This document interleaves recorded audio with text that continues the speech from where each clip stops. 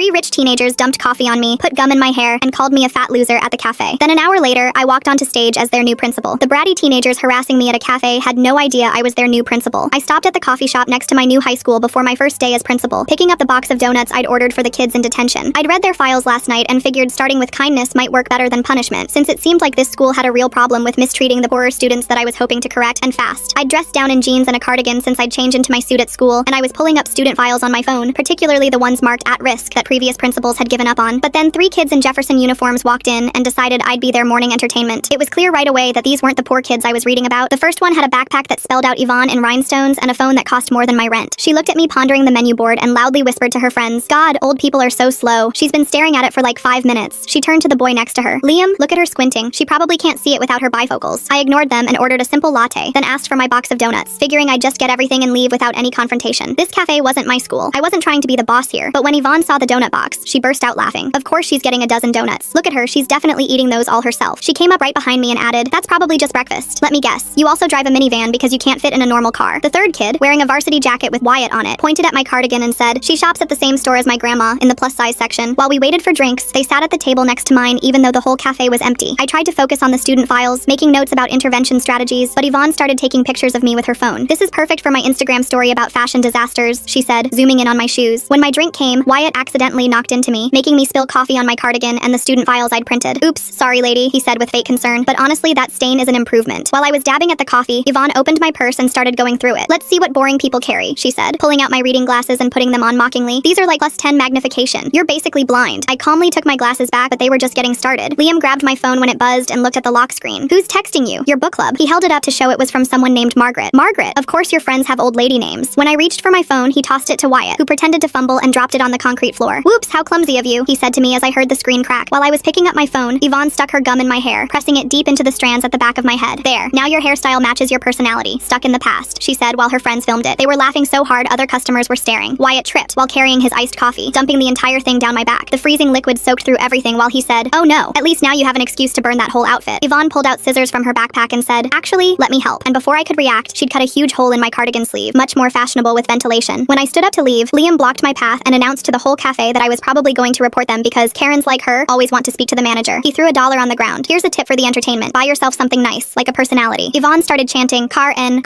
and soon they had other kids joining in. As I finally made it to the door, Yvonne followed me out and shoved me hard from behind, making me stumble into the parking lot. "Run along to your boring job," she called out. "I bet you're a secretary or something equally worthless. My dad owns half this town and could buy and sell people like you." She spit at my feet before going back inside to her friends, all of them watching through the window and laughing as I walked toward the school. An hour later, I stood backstage at the assembly in my suit, the gum cut out of my hair leaving an obvious chunk missing, coffee stains still visible on my shirt underneath. The vice principal was at the microphone saying, "Please welcome your new principal, Ms. Turner," and I walked onto the stage. I scanned the crowd and found them immediately in the 3rd row. They were frozen with their mouths hanging open like they'd just seen a ghost. I let the silence stretch for 10 more seconds, watching Yvonne's face drain of all color while Liam started sweating through his shirt. The entire gymnasium stayed dead quiet, hundreds of students holding their breath. I touched the spot where the chunk of hair was missing. As you can see, I've already met some of our students this morning. A few nervous laughs rippled through the crowd. I clicked to the next slide showing our new bullying rules in bold letters. "Starting today, these rules apply to everyone. Doesn't matter who your parents are." The whispering started immediately. Everyone knew exactly what I meant. I looked straight at Yvonne, who was clutching her rhinestone backpack like it might somehow protect her. "I need 3 volunteers for something," I announced, my voice carrying across the gym. I pointed directly at the 3rd row. "Yvonne, Liam, and Wyatt, come on up." They didn't move, not an inch. The vice principal had to walk down the bleachers and basically drag them to the stage. Wyatt's Letterman jacket looked like it weighed 100 pounds on his shoulders. Once they stood beside me on stage, I pulled up the coffee shop security footage on the massive projection screen. "Let's talk about what happened this morning." The entire gymnasium gasped as they watched Yvonne stick gum in my hair, Wyatt dump coffee down my back, and those scissors come out to cut my cardigan. Kids everywhere started grabbing their phones. "Phones away," I said firmly. "This isn't about embarrassing anyone. It's about fixing problems." I turned to face my 3 morning friends. "You 3 get to be the first participants in our new program. Detention starts at 3 o'clock. You'll be eating donuts with the kids I actually bought them for." After the assembly ended, my phone started blowing up immediately. Tariq Ashley wanted to meet right now about his daughter. His text messages got increasingly aggressive with each one I didn't answer. I spent the next hour going through files on at-risk kids instead. Every single file showed the same pattern. Rich kids' problems mysteriously disappeared while poor kids got punished for the smallest infractions. Margaret knocked on my door and walked in carrying this massive folder. "Been saving this for 3 years," she said, setting it on my desk. "Was waiting for someone who'd actually care." I opened it to find changed grades, hidden disciplinary reports, and scholarship money that had been redirected to wealthy families. Yvonne's name appeared on nearly every page. At lunch, I visited the detention room where the regular kids were eating their sandwiches. I handed out the donuts that had survived this morning's assault and sat down to listen to their stories. Jalen Hayes looked me in the eye and told me about Yvonne making her life hell every single day. The other kids nodded along. They all knew exactly what she meant. 3 o'clock arrived, and Yvonne, Liam, and Wyatt showed up at detention looking absolutely terrified. The regular detention kids couldn't believe what they were seeing. The untouchables actually facing consequences. I had them all clean cafeteria tables together. Yvonne whined about ruining her manicure until she saw the look on my face and went silent. Wyatt actually just did the work without complaining. He kept checking his phone though, probably worried about what his teammates were saying. Liam looked like he wanted to disappear into the floor entirely. After detention ended, Tariq Ashley was waiting in my office with Mario Vinogradov from the school board. They were both furious about me humiliating students in front of the whole school. I calmly showed them the coffee shop video and then opened Margaret's folder. Mario's face changed real quick when he saw the documentation about scholarship fraud. That night, Yvonne started posting on Instagram with hashtag Principal Power Trip. She'd edited the videos to make herself look like the victim, cutting out all the parts where she'd attacked me. But then Jaylin and other kids started posting their own stories with number Jefferson truth. Within hours, everyone was talking about what really went on at our school. The next morning, I started a free breakfast program for everyone. The cafeteria was packed with kids who usually didn't eat until lunch, if they ate at all. Carrie Snow cornered me in the hallway between classes. "You're messing up everything," she hissed. "We need those rich families' money to keep this school running." At lunch, I noticed Liam sitting completely alone at a table. His usual friends wouldn't even look in his direction anymore. Aurora McLean showed up with a news camera crew in tow. She wanted to talk about the viral video that was spreading across social media. I told her no, but she was already interviewing kids outside the building. I wonder what kind of school lets these kids carry scissors in their backpacks. The way Yvonne just happened to have them ready to cut someone's clothes makes me curious about what else she's done before. That afternoon's detention was bigger. I'd caught 6 more kids bullying others. The rich kids looked genuinely shocked that rules actually applied to them now. After detention ended, Wyatt lingered behind and started to tell me something about his dad and pressure to maintain the family image, but he stopped mid-sentence and walked away. Day 3 brought an emergency board meeting. The room was packed to capacity. Tariq Ashley stood up demanding I be fired immediately while other parents defended my actions. Margaret stood up from her seat and showed the board her 3 years of documented proof. The room went completely silent as they absorbed what they were seeing. Mario announced that they would be conducting a full audit of the school's financial and disciplinary records. Several board members looked like they might throw up right there. That night, someone spray-painted "snitch" across my car in bright red letters. The security footage showed someone in a hoodie, but you couldn't make out who it was. The next morning, Liam was waiting outside my office when I arrived. He looked exhausted. That's when he told me his family was actually broke. They'd been pretending to have money just so he could fit in with the wealthy kids. I got him enrolled in the free lunch program without anyone else knowing. He started crying and told me about other kids doing the exact same thing, living lies to avoid being targets. The audit results came back showing that scholarship money meant for poor kids had been systematically redirected to wealthy families who made donations. Tariq Ashley's name appeared on nearly every transaction. At the next assembly, I announced that all school financial matters would be completely public from now on. You could feel the wealthy parents panicking from their seats in the back. Yvonne showed up to detention wearing regular jeans and a plain t-shirt. No designer labels, no rhinestones, nothing flashy at all. She and Jaylin ended up working at adjacent tables. They didn't speak to each other, but something in the air had definitely shifted. The state education department announced they were launching a full investigation into Jefferson High. Mario Vinogradov resigned from the board that same day. A week later, Wyatt quit the football team. His dad stormed into my office screaming about family reputation and how I'd ruined his son's future. I offered Wyatt a chance to coach little kids' sports as community service instead. He said yes immediately, looking more relieved than I'd ever seen him. Aurora McLean's news story aired that evening with the title, "Revolution at Jefferson High." She'd interviewed dozens of kids outside the school, and watching it made my chest tight with something between pride and worry. "I finally feel safe here," one freshman told the camera, clutching her books. "Like the rules actually mean something now." Another kid wearing a worn jacket looked straight at the camera and said, "Ms. Turner sees us, the real us, not just our parents' bank accounts." The segment ran for 12 minutes, showing before and after footage of the school, interviews with students from both sides of the economic divide, and ended with Aurora standing in front of Jefferson's main entrance saying this was just the beginning of major changes. The next morning, health inspectors showed up at 3 of Tariq Ashley's restaurants. He stormed into my office around noon, his face purple with rage. "You did this!" He slammed his hands on my desk. "Don't pretend this is coincidence." I kept my voice level. "The health department says it's routine inspections. Nothing to do with me or the school." He leaned in close enough that I could smell his expensive cologne. "You've made a powerful enemy, Turner. This isn't over." After he left, I walked through the hallways during passing period and heard something that stopped me cold. Yvonne was standing by her locker, facing Jaylin Hayes. "I'm sorry," Yvonne said, her voice barely audible over the hallway noise. "For everything. The names, the shoving, the—" "Stop!" Jaylin cut her off. She looked Yvonne up and down, taking in the plain clothes, the lack of makeup, the way Yvonne couldn't quite meet her eyes. Then Jaylin just nodded once and walked away. 3 weeks had passed since that first assembly, and the breakfast program had grown beyond what I'd imagined. We were serving dinner now too, and the cafeteria stayed open until 7 every night. Local businesses started donating when they found out how many kids had been going hungry. The owner of the hardware store dropped off a check and told me, "Had no idea it was this bad. My employees' kids go here." Liam had started tutoring younger kids in math after school. His old friends would walk by the library windows and laugh, making obscene gestures, but he'd just pull the blinds closed and keep explaining fractions to the 6th graders. "They're idiots," he told me one afternoon when I stopped by. I was an idiot too. Still am probably, but at least I'm trying not to be. A month after the investigation started, half the school board had been replaced. The new members weren't all from wealthy families. We had a nurse, a mechanic, and a social worker now. They passed new financial oversight rules that meant money couldn't buy special treatment anymore. The morning after the board changes, Tariq Ashley pulled Yvonne out of Jefferson. She left a note on my desk that I found after lunch. I learned more than I wanted to. That was it. No signature, but I recognized her handwriting from all the discipline reports I'd reviewed. Detention had transformed into something unexpected. Instead of silent punishment, it became this space where kids from different groups actually worked through their problems. We had peer mediation circles, group projects, and yes, donuts every Friday. "This is weird," one kid said during a Friday session. "Like, good weird, but weird." 2 months in, I got the report I'd been waiting for. Grades for at-risk students had gone up up for the first time in years, not dramatically, but enough to show we were moving in the right direction. Carrie Snow knocked on my door that afternoon. The same teacher who'd cornered me about needing rich families' money now stood there with a sheepish expression. I was wrong, she said simply. The kids in my remedial classes are actually participating now. Could you help me understand what you're doing? We spent an hour talking about engagement strategies and meeting students where they were instead of where we thought they should be. Margaret got promoted to vice principal after the previous one submitted his early retirement papers. Nobody was surprised. He'd been part of the old system for too long. Finally, Margaret said, moving into her new office. 23 years of ideas I can actually implement now. She immediately started reviewing every policy that had been used to discriminate against poor students, marking them for revision or elimination. The coffee shop incident had become legendary at school. Kids started saying, pulling a Turner, whenever someone stood up to bullies without throwing a punch. Did you see Jake pull a Turner on those seniors? I overheard in the hallway. Just stood there documenting everything on his phone while they tried to steal that kid's lunch money. 6 months after that first day, I found myself back at the same coffee shop. The teenage barista recognized me immediately. Her green hair was hard to forget. Ms. Turner, she practically bounced behind the counter. My little brother actually likes school now. He used to fake sick like 3 times a week. She made my latte with extra care, drawing a little heart in the foam. On the house, she said, waving away my money. Wyatt's coaching program had 40 kids signed up. He'd started with just basic sports skills, but it had evolved into mentorship. I watched from my office window as he taught them not just how to throw a football, but how to lose gracefully and win with humility. It's the first time I felt useful, Wyatt told me after practice one day, his face flushed from running drills. Not just popular or talented, actually useful. His father hadn't spoken to him in 2 months, but Wyatt seemed lighter somehow, like he'd put down a weight he didn't know he'd been carrying. Liam's grades had shot up once he stopped spending all his energy on maintaining his fake rich kid persona. Turns out when you're not constantly stressed about fitting in, you can actually focus on learning. Got into the honors math class for next year, he told me, holding the placement letter like it was made of gold. My mom cried when she saw it. Good tears though. The spring semester brought something I never expected. A letter from the state education board. They wanted me to present at their annual conference about what we'd done at Jefferson. I almost said no, but Margaret convinced me it could help other schools dealing with the same problems. You have to share this, she said, waving the invitation. Think about all the kids at other schools going through what ours went through. The presentation was scheduled for May, which gave me 2 months to prepare. I decided to bring students with me. Let them tell their own stories instead of me speaking for them. Jaylin volunteered immediately. I want other kids to know it can get better, she said, already making notes about what she wanted to say. To my surprise, Liam asked to come too. I need to own what I did, he told me. Maybe hearing from someone who was part of the problem can help. The local paper ran a feature about Jefferson's transformation. They interviewed dozens of people, students, parents, teachers, even the owner of the coffee shop where everything started. She walked in here covered in coffee and gum, and I thought she was going to break down, the barista told the reporter. Instead, she bought her donuts and went to work. The coffee shop barista giving free lattes to the principal who got covered in gum there? That's some beautiful full circle karma, from sticky mess to foam hearts in just 6 months flat. That's when I knew things were going to change. Wyatt's mom called me one afternoon, crying. He's like a different person, she said through tears. He actually talks to us at dinner now, tells us about the kids he's coaching, their progress. We haven't seen him this happy since middle school. The coaching program had become so popular we had to add evening sessions. Wyatt recruited other athletes who'd quit their teams to help out. They weren't the stars anymore, but they seemed more genuine, more real. One Thursday, I walked past the detention room and heard laughter. Real laughter, not the mean kind. Inside, kids from every social group were working on a mural together for the cafeteria wall. They'd decided the theme themselves. Jefferson United. Ms. Turner, check this out, one kid called, pointing to a section showing students of all backgrounds sharing a table. We're putting everyone in it, even the kids who left. I noticed a small figure in the corner with a rhinestone backpack, walking away from the school. They'd included Yvonne in their story of change. The state conference was held in the Capitol, in this massive convention center. Walking in with Jaylin and Liam, I felt more nervous than that first day at Jefferson. We had an hour-long slot in the main auditorium. The place was packed. Superintendents, principals, state officials, all waiting to hear about the Jefferson miracle as they'd started calling it. I started with a coffee shop video. No introduction, no context, just the raw footage of 3 kids destroying their future principal's morning. The auditorium went dead silent. This was my first interaction with Jefferson students, I said when the video ended. 6 hours later, I was their principal. Jaylin took the microphone next. She didn't sugarcoat anything, told them about years of being invisible, of having her lunch money stolen while teachers looked away, of almost dropping out before I arrived. The bullies didn't just take our money, she said, her voice steady. They took our belief that we mattered. Ms. Turner gave that back. Liam's turn was harder to watch. He talked about the pressure to fit in, the lies he told, the kids he hurt trying to stay in the popular group. I threw away real friendships for fake ones, he admitted. I bullied kids who were going through the same struggles I was. Ms. Turner didn't just punish us, she made us see ourselves. The Q&A session ran over by an hour. Superintendent after superintendent wanted to know how to replicate what we'd done. I kept telling them the same thing. You have to be willing to lose the big donors. You have to choose the kids who need you over the ones who fund you. After the conference, emails started flooding in from schools across the state. They wanted consultation, advice, copies of our new policies. Margaret and I spent entire weekends putting together resource packets. 3 schools in neighboring districts implemented our breakfast and dinner programs within a month. 2 more copied our transparent financial policies. The ripple effect was starting. Back at Jefferson, something beautiful was happening. The kids who'd been enemies were becoming something else. Not friends exactly, but not enemies either. They'd nod in the halls, share tables when the cafeteria was crowded, work together on projects without complaint. One morning in late May, I found a package on my desk with no return address. Inside was a brand new cardigan, designer label, with a note to replace the one I ruined. I'm sorry. Why? I never wore it, but I kept it in my office as a reminder that even the kids who seem unreachable are still just kids. The last day of school, Wyatt stopped by my office. His dad still wasn't talking to him, but he'd gotten into college on an academic scholarship, not athletic. I wrote about the coaching program in my essay, he said, showing me his acceptance letter. About learning that strength isn't about power over others, but lifting them up. Liam had been accepted to the state university's engineering program. Turns out I'm actually good at math when I'm not pretending to be stupid to fit in, he said with a grin that looked nothing like his old cocky smirk. The detention room had been transformed over the year. The mural was finished, the walls covered with photos of kids working together, quotes about second chances, and yes, a photo from that first detention with donuts. On the very last afternoon, after the buses had left and the building was quiet, Margaret and I sat in my office looking at the statistics. Bullying reports down 78%. Academic performance up across all economic levels. 0 kids expelled for fighting in the past 4 months. You did it, Margaret said, but I shook my head. We all did it. The kids most of all. That evening I stopped at the coffee shop one more time. The same barista was there, the one with green hair who'd given me free coffee months ago. Usual? She asked, already starting my latte. While I waited, 3 kids in Jefferson uniforms came in. I tensed for a second. Old habits die hard, but they just ordered their drinks and sat down to study together. One of them was wearing designer clothes, another had patches on their backpack, the third somewhere in between. They shared their notes like it was the most natural thing in the world. Here you go, Ms. Turner, the barista said, handing me my drink. She'd drawn a little graduation cap in the foam. Congratulations on surviving year 1. Walking back to my car, I passed the spot where Yvonne had shoved me that first morning. The parking lot looked the same, but everything else had changed. My phone buzzed with a text from an unknown number. Thank you for not giving up on us, even when we gave you every reason to. Your first detention class. I sat in my car for a minute, reading it again. Then I drove home, already thinking about year 2. There was still work to do, always would be, but we'd proven something important. That one moment of standing up, even covered in coffee with gum in your hair, could change everything. The summer break stretched ahead, but I'd be back. We all would. Because Jefferson High wasn't just a school anymore. It was proof that the system could change. One detention, one donut, one difficult conversation at a time. Thanks for letting me explore all these fascinating questions with you. Really hope you enjoyed wondering right alongside me. See you next time. Like the video, it helps more than you think.